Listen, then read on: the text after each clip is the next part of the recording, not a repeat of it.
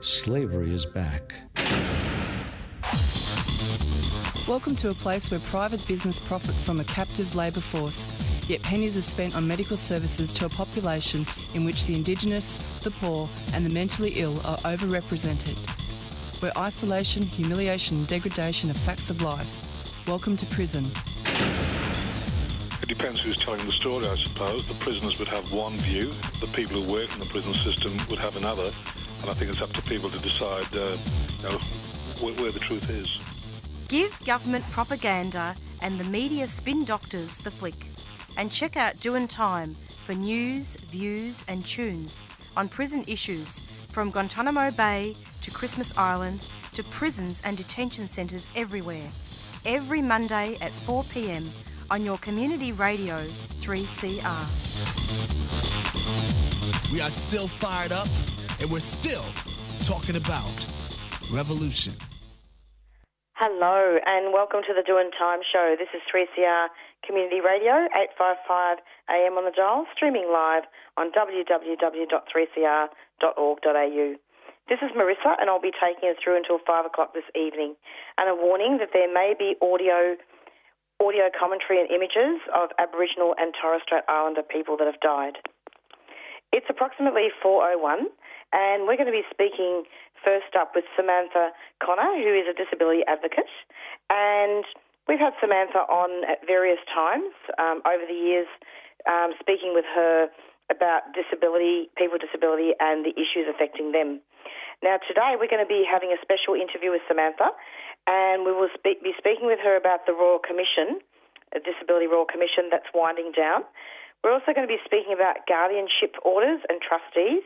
What do we think about it? And looking at, what is actually fit for purpose here. So we'll be speaking with her first of all, and then after that we will speak with Nerita Waight, a proud Yorta Yorta woman and CEO of the Victorian Aboriginal Legal Service. And we'll be speaking with her about a plan for Aboriginal justice in Victoria. And it's quite fitting actually to talk about that all year, but there is a Victorian election coming up specifically as well. And then after that, we'll be speaking with Monique Hurley, Managing Lawyer at the Human Rights Law Centre, and we'll speak with Monique about questions that have been asked of Australia by United Nations anti-torture watchdog. And that was last week. The Australian government is set to be questioned, or I think is already being questioned as we speak, by the United Nations anti-torture watchdog on its compliance with the UN's anti-torture treaty, the Convention Against Torture.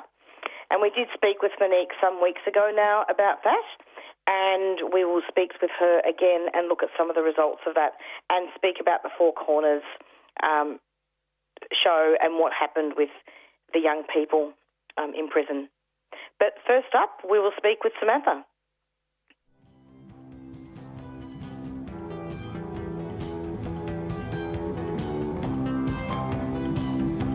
Join us for our second Incendium Radical Library and Collective IRL Zine Fair at Catalyst Social Centre this Saturday, gathering radical collectives, zine makers and libraries from across Naarm, aimed at disrupting the settler colonial logic, with works on abolition, decolonisation, sex work, First Nations, disabled and diaspora communities, plus more, from 2 to 5 this Saturday, and a fundraiser from 7 p.m. with performances from Blood of a Pomegranate, Spores and Super Tart. Follow us on Insta at IRL InfoShop, IRL Zine Fair, this Saturday, November 26 at Catalyst Social Centre, 146 Sydney Road, Coburg.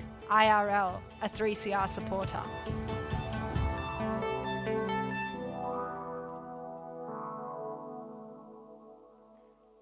And in case you've just tuned in, this is the Doin' Time show, and 855 AM on the dial, 3CR, and you're about to hear an interview with Samantha Connor, disability advocate.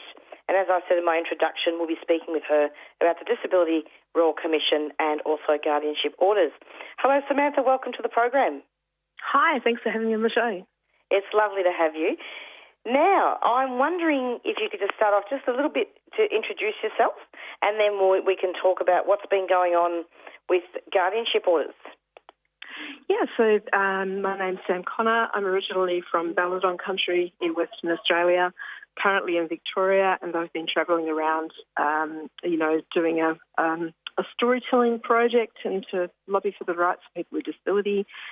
Recently stepped down as the President of People with Disability to our very competent Nicole Lee from People with Disability Australia.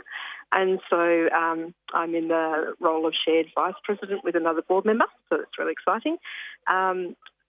So continuing to do that work, which is just shared important work with lots of other people with disability across Australia. Absolutely, and disability advocacy is so important, isn't it? Because often people with disabilities specifically can't speak out for themselves. Absolutely, and there's so many different, shared perspectives and viewpoints by people with disability. It's really important we have as many voices as we can. Absolutely. Given that the 3rd of December is coming up, and the year's gone pretty quickly, hasn't it, Sam? With the International Day of Disability, can you comment on what's happening with guardianship orders and maybe talk about some of the issues there? Absolutely. So this week for the Disability Royal Commission, they're focusing on guardianship, which is a really, really important topic, where we have the different public guardians and different public trustees and their work being interrogated and what it looks like for people with disability. I think the stories that will come out this week will interrogate a range of different issues and what people's treatment has been like. We've had this thing called substitute decision-making for a long period of time, where people with disability aren't given the opportunity to make their own decisions and to be supported in what we call supported decision-making models. We have other people making our decisions for us. And the United Nations Convention on the Rights of People with Disabilities says very, very strongly that we need to be able to have the opportunity to have full legal capacity and make our own decisions. So that's going to be the topic of conversation at the DRC this week. Guardianship orders are pretty tricky, with the public trustees, aren't they, really? Yeah, they are, and especially right in the middle of a global pandemic, So when we're talking about decision-making, you're not just talking about financial decision-making, you're talking about medical decision-making and health decision-making as well. So what does that look like if you're a person who is at risk of COVID, for example, and you would benefit from having vaccination, and your parents, who are substitute decision-makers, people who don't believe in vaccination. So, there's some really burning life and death issues around this, that we really need to have a national conversation about. So when you're talking about people with disability, do you mean what sort of disability would that be, for example, across the board? Intellectual, physical, both? And also psychosocial. So people with mental health conditions are probably one of the biggest groups, as well as older people living with dementia and living in aged care surroundings. People have got the right to be given all of the information that they can and that they need to be able to make decisions, but also to have their communication rights upheld, to have people around them who know them and support them and love them, who can give input into, making sure that they've got the ability to make those decisions. Some people will argue that, some people don't have the ability to make decisions by themselves, but we talk about people's will and preference is the term that we use. So for people who have known other people for a long period of time and have their best interests at heart as well, it's important that we have all of those voices together so people can be supported to make their own decisions. And for also caregivers not to be patronising as well, isn't it? Because often what tends to happen is, I know of an example actually, Sam, could I run something past you here? Yeah. I think it would be really important for listeners to hear this, of a young woman who has an intellectual disability and a vision impairment, and she loves to gamble. And she won $29,000. And what happened was she spent most of it, and that's her prerogative if she wants to do that.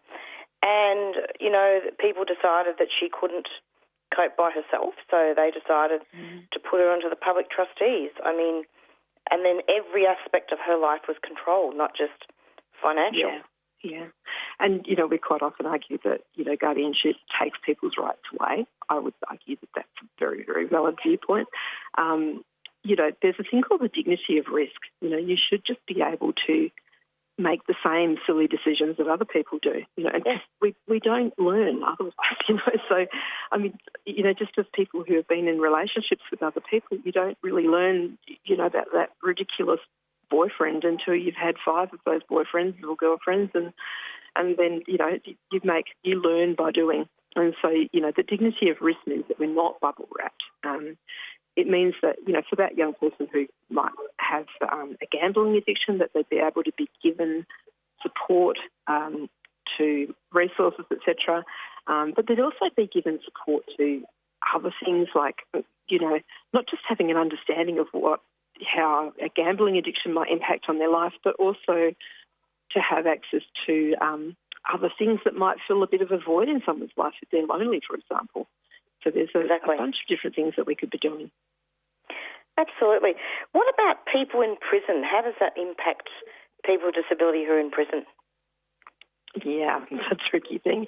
And it's trickier, I think, for people who are in prison because they don't have access to the same ranges of supports or services that you do on the outside as well. People who are in juvenile justice centres and prisons and prison environments are, among the most disadvantaged people in the world, and obviously disability is something that's very prevalent in prisons as well. It really is a huge, huge issue. There's also people who are incarcerated, but in other settings, and they might be mental health settings. Some people have been in lifelong mental health settings, and they've never had the opportunity to get out. And what does that look like for people who, if you live in a mental health institution, you're under guardianship, and you have money that's controlled? You're not able to make decisions like to go out and buy a new bra. You don't have the same range of ability to do those things as well. But what does that look like when the state is looking after your finances, and what does that look like in terms of, having advocacy to be able to get out of that setting? Absolutely. Issues. Yeah. Oh, Sam, I couldn't hear you then. Are you there? Oh, yeah, sorry. Oh, that's better. Yeah, go on. Yep. Yeah. So that's a really interesting discussion to have, and it'll be really interesting to see what emerges from the Royal Commission. I mean, the Royal Commission's winding down, but has the work been done? I would argue no. I'd really like to see the spend for the Royal Commission. When you look at the work that's been done, I can see so many gaps. That the idea of the Disability Royal Commission was that we were able to tell our stories over a period of time, and that hasn't happened for a lot of people. And we've just heard recently in the last week that people who have registered by the date that when we're told to will not be given a private hearing to tell their stories, and I think that's unacceptable. So I think we really need to perhaps look at extending the Royal Commission and to make sure that we need to do whatever we can do to make sure that everybody who needs to tell their stories has got the opportunity to do so. I hope so. So it'll be really interesting to see what some of the findings that emerge from the Royal Commission. And can people still tell their stories, or is it over? They can tell their stories by submission if they haven't put in for a private hearing until Christmas, I think, until December. So there is an opportunity to do that. And I'd really strongly encourage them to have a conversation about extending it for another 12 to 18 months. Hopefully. Great. And if people can just Google the Royal Commission and get on the website there, or contact the relevant numbers. Yeah. Sam, thank you so much for coming onto the program. You sound a bit faint there, but I'm sure it's a very powerful interview. And thank you so much for any final comments. Oh, look, just that's better. Solidarity to everybody at the moment who's, we're in unprecedented times for people with disability, but I think we're also in unprecedented times in terms of rapid change. We really encourage people to make their voice heard in whatever way that they can. And thank you very much for being people who make it happen for people with disability too. Absolutely. It's been lovely having you, Sam, and I'd like to have you back again soon. Thanks so much. All right. Thanks so much, Marissa. Thank you. Okay. Take care.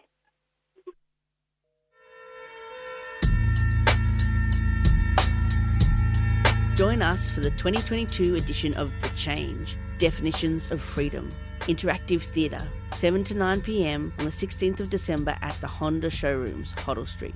We're also having an exhibition and preview from 5 p.m. Thursday 24th of November at The Store, Abbotsford Convent. Find out more on Facebook at The Change Definitions of Freedom. The Change is presented by United Struggle Project, a 3CR supporter.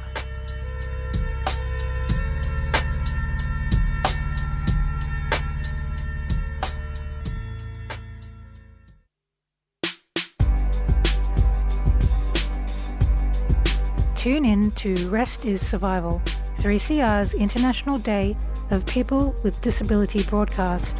On 3rd of December, 7am to 7pm, we're talking about the role of rest in the anti-capitalist revolution, with programming by multiply marginalised disabled people and disabled broadcasters from the 3CR community. Visit 3cr.org.au/Disability Day 2022.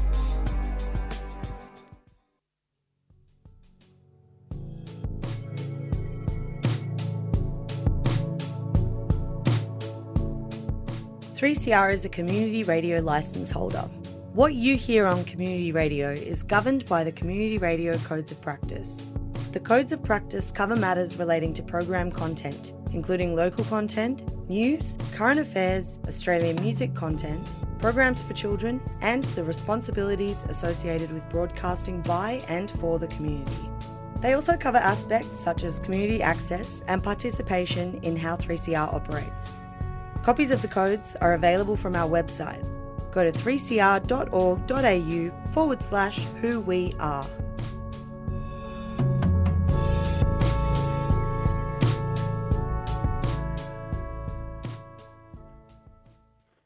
And you're back with the Doing Time show, and you just heard an interview with Samantha Connor. She is a disability advocate, and we're going to be speaking now with Nerita Waight, who's a proud Yorta Yorta woman and CEO of the Victorian Aboriginal Legal Service, and she's been at VALS for almost a decade and has a vast amount of experience as both a lawyer and social justice advocate. And we're going to be speaking with Nerita about the plan for Aboriginal justice in Victoria. And the Victorian election is coming up, and also there was a Four Corners show last Monday, which actually had some really, really disturbing footage of young people, particularly Aboriginal children, in Western Australian prisons. Hello, Nerita. Welcome to the program. Thank you, Marissa. It's so lovely to have you. Nerita, I'm just wondering if you could just... I know I always ask you this question, but it's so important for listeners to be clued in. Can you just tell us about what land you're from? Yes. So through my maternal grandmother, I'm Yorta Yorta, and through my maternal grandfather, Pop, who's still alive, I'm Ngarrindjeri, but I've grown up on Wurundjeri land here in Melbourne. Beautiful. Thanks so much, Marissa. Now, could you talk about what's going on with the plan for Aboriginal justice in Victoria and some of the things that the legal service would really like to do or implement? Yeah, so of course. So as Marissa, we've had many conversations, I think. So it feels like a number of years, but I might be wrong about the fact that just too many of our people are dying in custody, and each of those deaths has a ripple effect through our communities, which creates a wave of grief and trauma that passes on through generations. And our plan for Aboriginal justice in Victoria is about combating that stem of trauma and grief to create better outcomes for all Victorians, because tough on crime politics has not made our community safer. It's caused a lot of harm, and it destroys lives, families and communities. Victoria's spending on prisons and police is absolutely ridiculous and unsustainable and doesn't deliver on public safety or outcomes for communities. And those billions of dollars wasted on prisons and police could be so much better spent on secure housing, excellent healthcare, education, and work that actually pays the bills. And VALS's plan really comes from almost 50 years of experience. We've always had a strong connection to our communities, and we know Victoria's legal system. So our plan is really based on our clients' stories, their experiences, their voices. And we hope that politicians will listen to us and commit to putting our plan into action because, frankly, we're the only people who have a plan for Aboriginal Victorians in terms of justice. And in that plan, what we're asking them to do is some really simple things. Building Aboriginal legal services our people deserve, bail reform, raising the age of criminal responsibility, police oversight and accountability, independent detention oversight, no more prisons, and a public health response to public intoxication, and a future for our kids, because enough's enough. And if people want more detail on the plan, please go to our website at bails.org.au to read the plan. It's really simple, really easy to read, and I think really tells the story of what we need as a community. Absolutely, Nerita, and I really hope that you're also looking after yourself, because you do a lot of really wonderful work there. You know, it's not easy. Self-care is really important. Yeah, look, we try, but at peak times like this, or we've got an election and you rock, it's all about getting through, and we get through because we want to make the best outcomes we can for community. That means just pushing a little bit harder during those tougher times and then easing off the pedal when you've got those lighter times ahead. Nerita, can I just ask you one last question? Can we talk about corruption and abuse in prisons? Because I think that's not a problem. There have been so many reports about corruption and abuse in prison, and even in regards to what happened with Veronica Nelson. It's been no secret, Marissa, that for quite some time we've been pushing for independent detention oversight system in Victoria that's culturally appropriate for Aboriginal and Torres Strait Islander people. Because as you've seen in that report, and you've also cited Veronica Nelson, and there's many more, when a person is deprived of their liberty, they still have a right to be treated safely and humanely. There was no humane treatment in the way those little boys were treated. There was no humane treatment for Veronica Nelson. And there's just too many examples of torture and abuse when people are deprived of liberty in Victoria. And we need to shine a light on these places. 3 Aboriginal people have died in Victoria prison in the last 12 months, which adds to 520 Aboriginal and Torres Strait Islander people have dying in custody since the Royal Commission to have death in custody, which was, 90? And until we put in those oversight mechanisms, that accountability and really ensuring independence and transparency, you will not see meaningful action in this space. And we've really dragged our feet because we signed up to OPCAT in 2017. We didn't meet our deadline in order to implement the independent oversight mechanism. We asked for an extension. We're about to pass that extension because our systems and our governments just really don't want to do the work. Because really, if they do the work, they have to address the systemic problems that prisons create day in, day out. Absolutely, and in fact, what's actually quite appalling as well, Nerita, is that IBAC found that corrections officers had used excessive force and conducted strip searches that breached official policy in regards to one incarcerated person with an intellectual disability. I mean, what's with that? Yeah, well, that's not uncommon. That's incredibly typical. In fact, there's a matter going before the High Court at the moment in relation to strip searching. The Court of Appeal decision wasn't that great or favourable. We're hoping for a better outcome in the High Court. And particularly women suffer horrendous trauma when going through strip searching because, as you, I'm sure, are well aware, many of them have histories of abuse. And events such like that are very triggering. And for me, day in, day out, all we hear through our specialist practice in Wirraway are stories of abuse from corrections officers, from police officers. There's people who have coercive power over vulnerable people. And, for me, it's not really, Marissa, just about independent oversight. It's also about saying no more prisons. They just don't work. They don't rehabilitate people. They're inherently violent and corrupt places. They're unaffordable and irresponsible from an economic point of view, and we're not getting anywhere with them. What we need to be doing is creating, processes and systems and support networks in community so that people don't get to that really hard and desperate place that often leads them into incarceration. No more prisons, indeed. Nerita, thank you so much. I mean, really, people need to be on country, not in prisons. They need to be with their families. That's where they heal. And that's why you see where those pockets of investment are in those place-based responses, fantastic outcomes, because when people are connected to culture, kin and family, you know that that's where their strength lies, and that's what's going to make them heal and create a better future for themselves and for generations to come. Exactly. Thank you so much for coming onto the program, Nerita. Not a problem, Marissa. You have a lovely afternoon. You too. Take care. Bye. You're listening to 3CR Community Radio 855 AM. Visit the 3CR website at 3cr.org.au/podcast to hear the most recent recording from each show, or 3cr.org.au/streaming to listen live.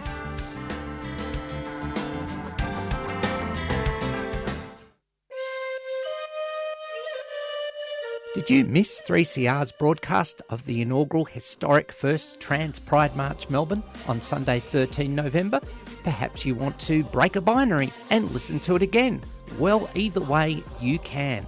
It's now available for listening at 3cr.org.au Trans Pride March Melbourne.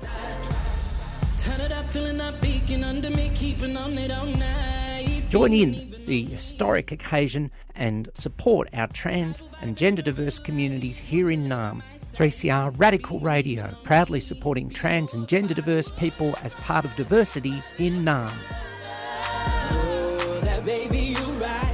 3cr.org.au Trans Pride March Melbourne.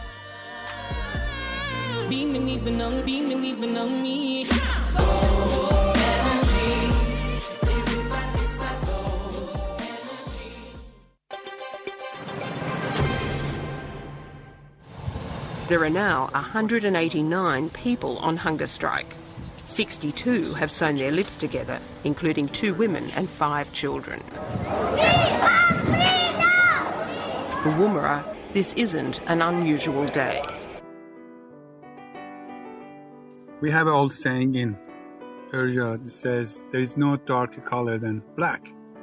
So when we're in the camp, we have 2 options. Either deporting us back to persecution, to prison, to death, or die in the camp. But I think you guys give us a 3rd option, which is another try. They bent like half-cooked spaghetti. We didn't expect it to happen like that, to the soundtrack of Amélie, a popular French movie at the time, blowing across the desert from dusty speakers. The fence began to fall, under the weight of people wanting justice, under the weight of people that had had enough.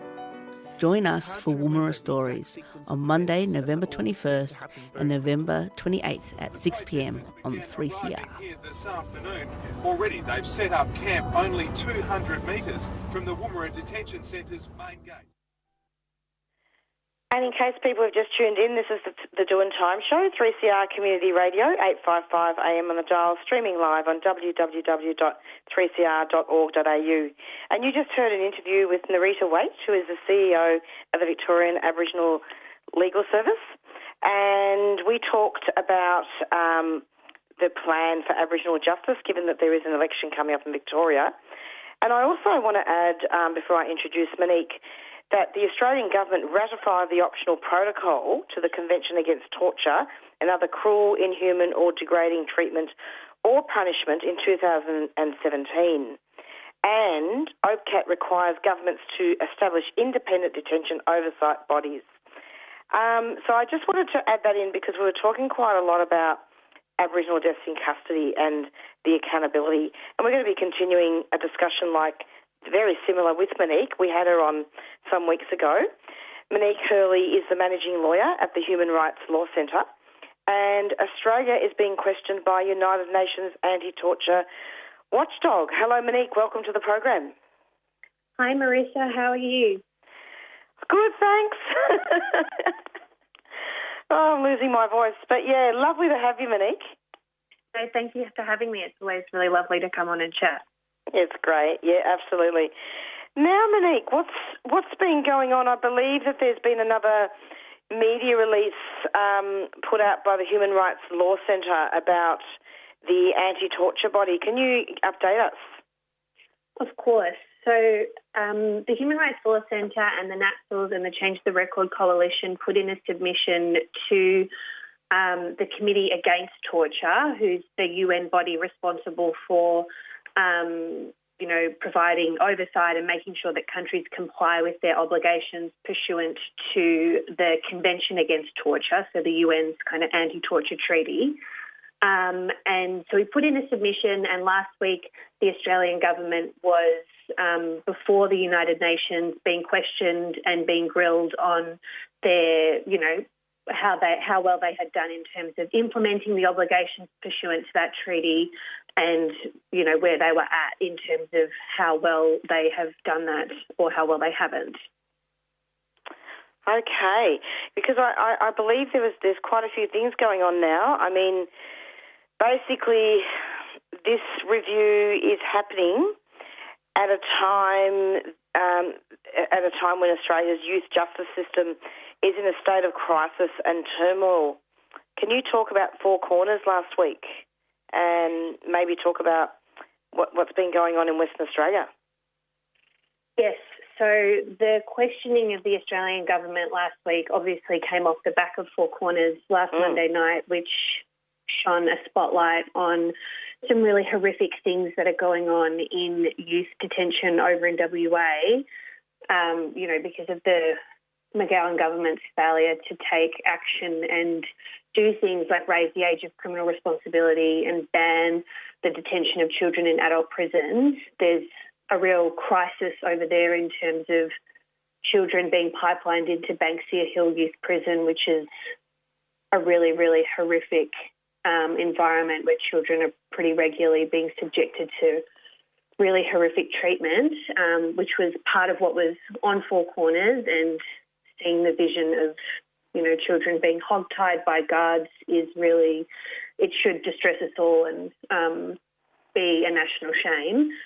And so that was some of the information that we used to brief the Committee Against Torture on, in terms of bringing them up to speed on the kind of practical stuff that's happening on the ground in Australia that's really seeing children being treated really horrifically in the context of a broader youth justice system that's in a state of crisis. I think it was last week also was 5 years since the findings were handed down in the Dondale Royal Commission, which was also something that Four Corners drew attention to all of those years ago now, in terms of how children were being spit-hooded in prisons and how Dondale is a fundamentally ill-equipped place to be detaining children, and yet Dondale is still open and children are still being treated really horrifically there as well.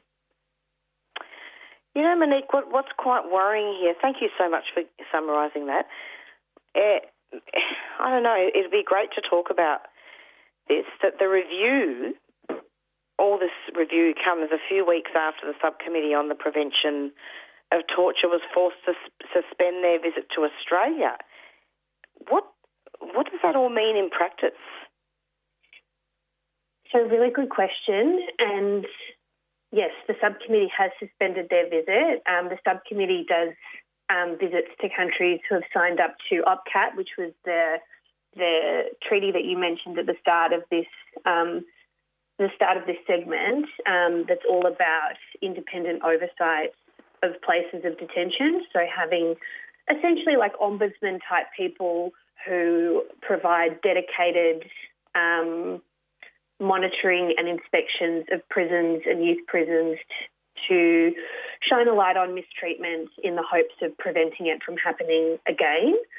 And so, yeah, really embarrassingly and really shockingly, I think for a lot of people, Australia's, it's really mind-boggling to think that the UN thinks that Australia is in such a bad state that they refused to continue their visit here, and that was particularly because of being denied access to prisons in New South Wales and mental health wards in Queensland.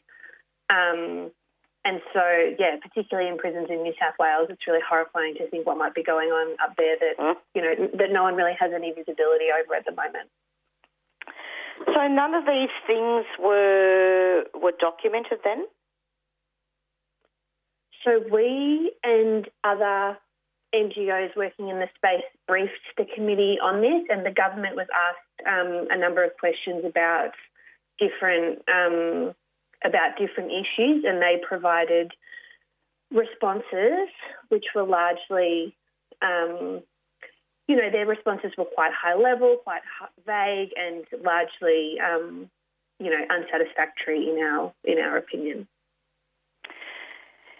Yeah, because, there's so many issues here. I'm seeing here in the media release that the coalition, including the Human Rights Law Centre and Change the Record, recommending to end mass imprisonment, starting with raising the minimum age of criminal responsibility. Yeah, absolutely. We were really hoping that this would be an opportunity for the federal government, led by Prime Minister Anthony Albanese, to signal a bit of a shift away from how federal governments had previously approached kind of United Nations mechanisms and international human rights standards. We've obviously come off the back of periods where the federal government has not been so interested in these things, and we are hoping that this review could be an opportunity to progress some of those reforms that we've been calling on for a really long time, and that Nerita probably just spoke to in the context of Victoria in terms of ending mass imprisonment, and that's starting with raising the minimum age of criminal responsibility from 10 to at least 14 years old. Monique, I just wanted to ask a question just in terms of background information here, just so that we can clarify this for listeners. Now, I believe that Change the Record, the Human Rights Law Centre and the NatSils made a joint submission to the Committee Against Torture, right, in respect of Australia's compliance with Convention Against Torture. What is the Committee of Torture and where are they based? That's a good question. The UN processes are based over in Geneva, and so that's where this all happened last week. Like, representatives from the Australian government went over to Geneva and presented before the committee, and the committee is made up of representatives from different countries around the world who are supposed to be anti-torture experts. Yeah, I really wanted to ask that. I know it probably sounds a very simplistic question, but it's probably useful at this point for listeners to really understand what that all means. I think it's a great question, and I think that the United Nations can be really hard. Yeah, the mechanisms can be really, really hard to engage with. I'm a lawyer and I find them a bit confusing to navigate and to understand who's doing what and how effective they are as a mechanism for us to even be engaging with. I think is also a really big and important question. I think that's totally fair. Exactly. How effective are they? There's all these reports coming out, and yet children, are being locked away in adult prisons in Western Australia and Victoria. And, are governments across Australia supporting children to live their best lives? Shouldn't we be reducing the number of children being pushed into prisons?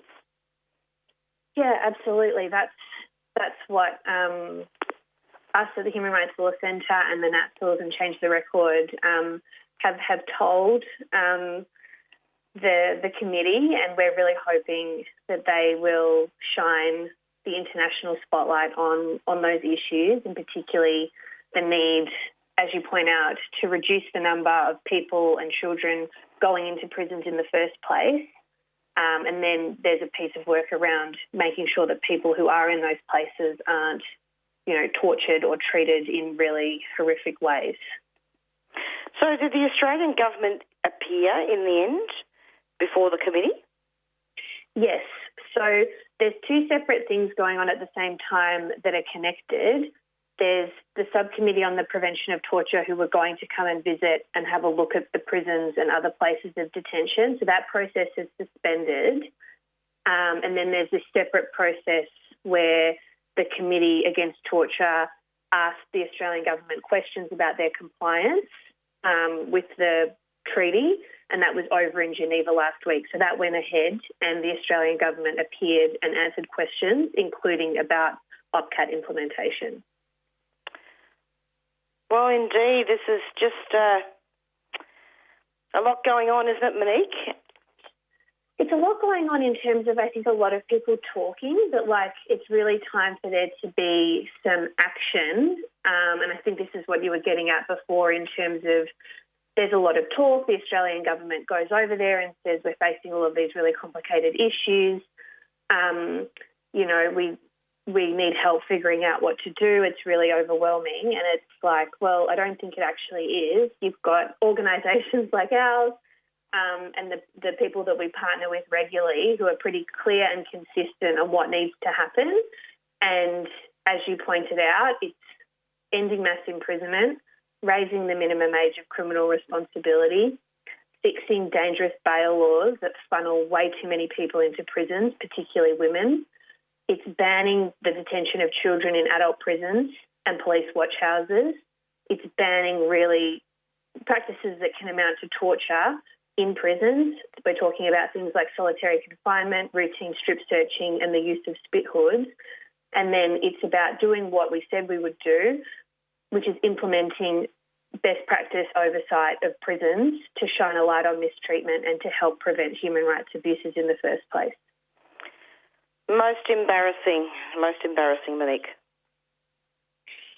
Yes, it's pretty shameful. And finally, the submission responds to Australia's State Party report dated the 16th of January 2019, and that's already been considered now, hasn't it, by the Committee Against Torture on the 15th and 16th of November. So where to from here? So, yes, that was the report that was considered by the committee, and it's quite a few years old because there'd been delays in that process due to the COVID-19 pandemic. And so from here, the committee is going to have a think about the information that the Australian government provided them with, and then they will write up a document that's called Concluding Observations, which will basically have what their thoughts and what their recommendations are in terms of what Australia could be doing better to comply with the anti-torture treaty. Monique, thank you so much for coming onto the program. Have you got any final comments you wanted to make before we finish? Oh, no, thank you so much for having me on, as always, Marissa. Lovely to have you, and keep up the good work. 3CR.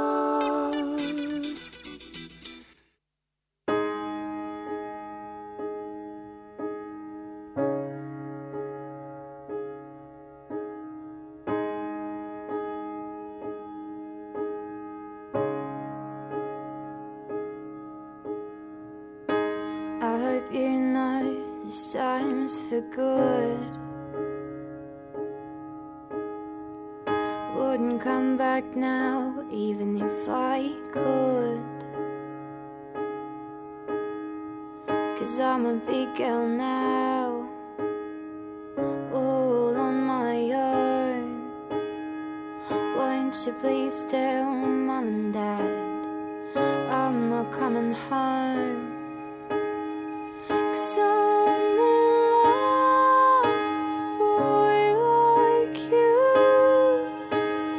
I hope you feel it too. I hope you feel it too. 'Cause I'm in love with a boy like you. I hope you feel it too. I hope you feel it too. And remember to breathe in, breathe out. Breathe in, breathe out. Breathe in, breathe out, like you used to.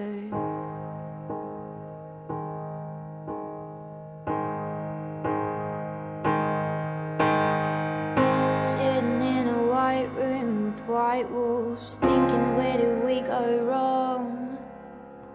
Was it really me?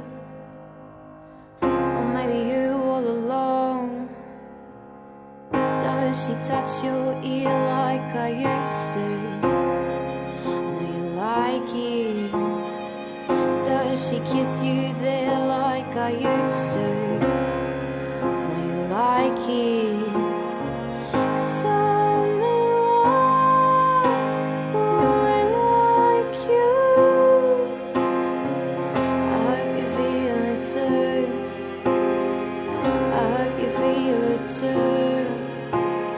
'Cause I'm in love, boy like you. I hope you feel it too. I hope you feel it too. And remember to breathe in, breathe out. Breathe in, breathe out. Breathe in, breathe out. Breathe in, breathe out. Like you used to.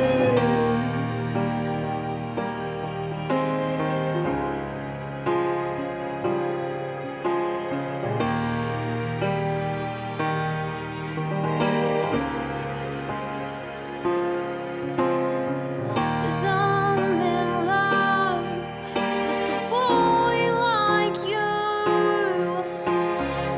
I hope you feel it too.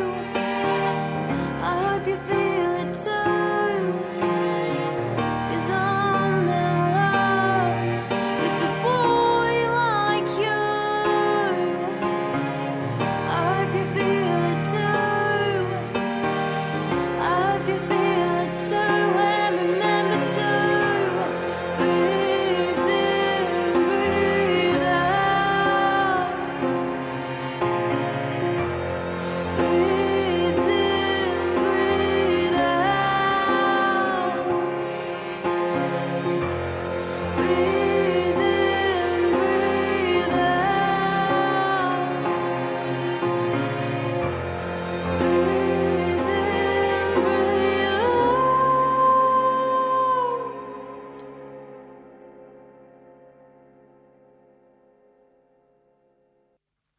Hi, we're from Fitzroy Primary School and you're listening to Community Radio on 3CR.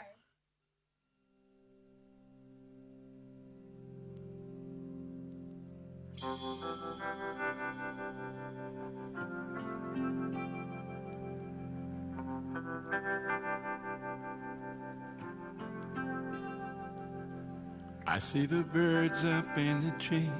You know that I just wanna be free. I see the clouds up in the sky. You know that I just wanna fly high. Oh, small child, I know where you live,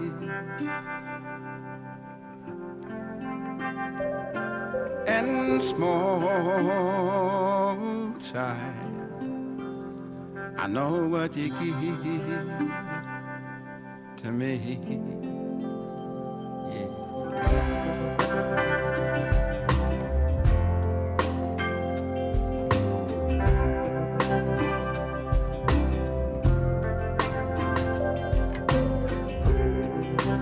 When you speak, you whisper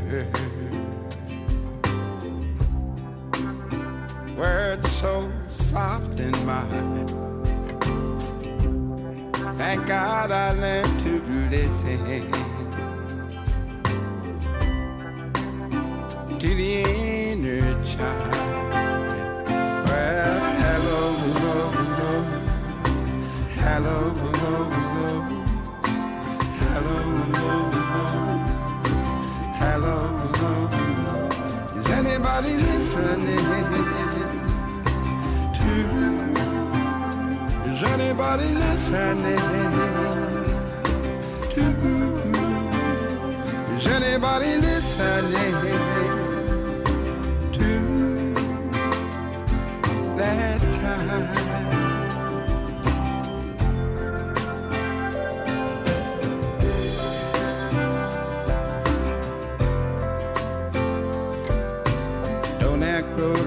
child inside. Remember all the times we've cried. Remember all the times we've laughed. When we all had children's hearts.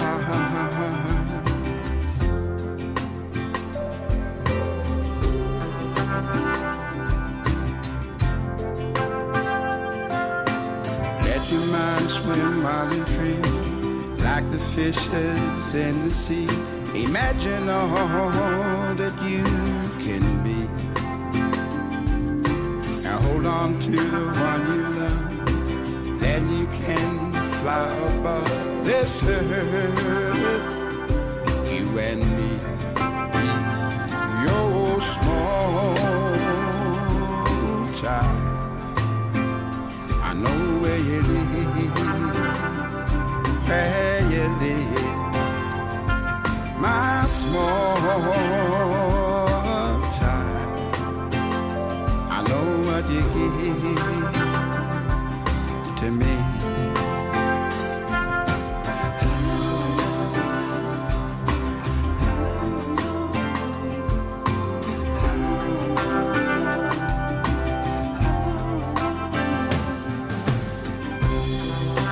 When you speak, you whisper words so soft and mild. Thank God I learned to listen to the inner child. Hello, hello, hello, hello, hello, hello. Is anybody listening? Is anybody listening? Is anybody listening to that child? Oh, oh, oh, oh, that child.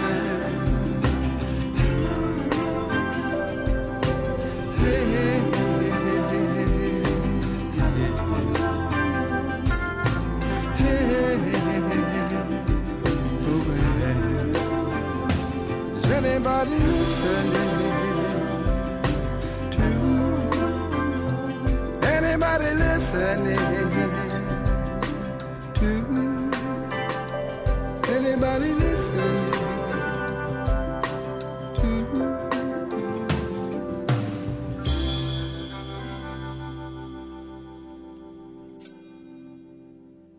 And this is the Doing Time show, 3CR Community Radio.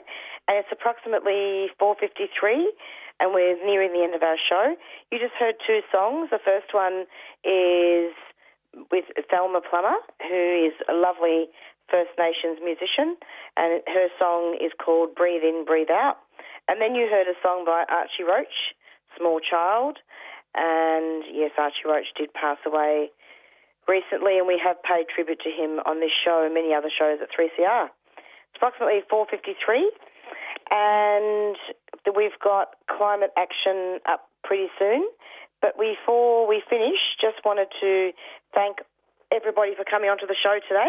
You heard three interviews, the first one being with Samantha Connor, disability advocate, and then you heard an interview with Nerita from the Victorian Aboriginal Legal Service. And then after that, you heard an interview as well with Monique Hurley, who is from the Human Rights Law Centre. So stay tuned every Monday from 4 to 5 for the Doing Time show. And it's goodbye from Marissa, and you've got the Climate Action show up next. Stay safe and take care of each other, everybody. Thanks. Bye.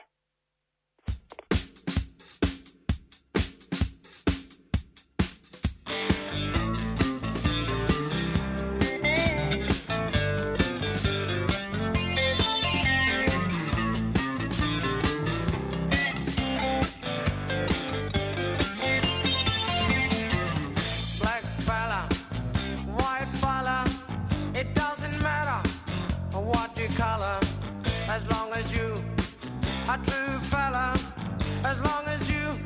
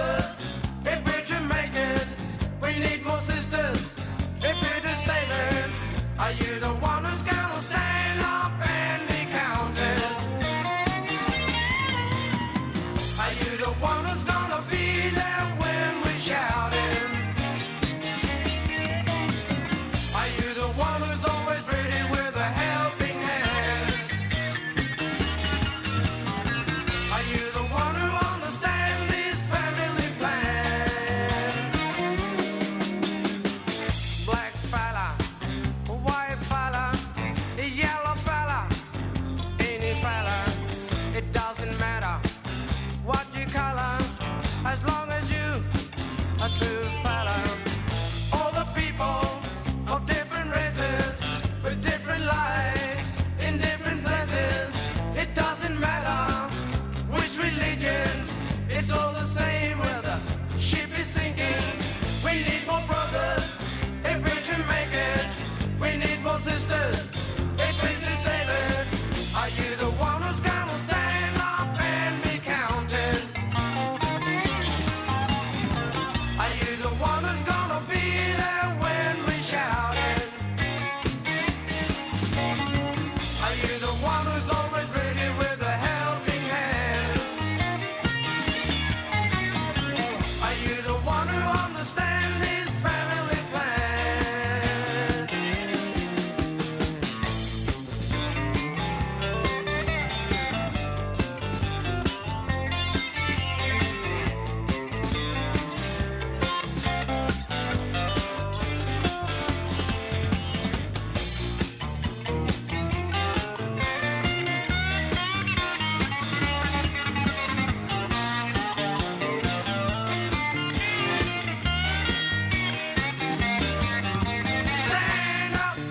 Stand up and be counted.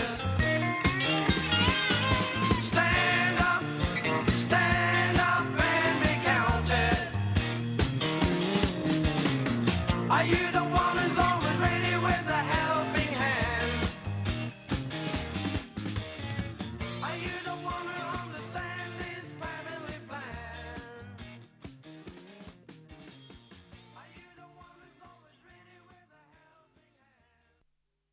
You've been listening to a 3CR podcast produced in the studios of independent community radio station 3CR in Melbourne, Australia. For more information, go to allthews.3cr.org.au.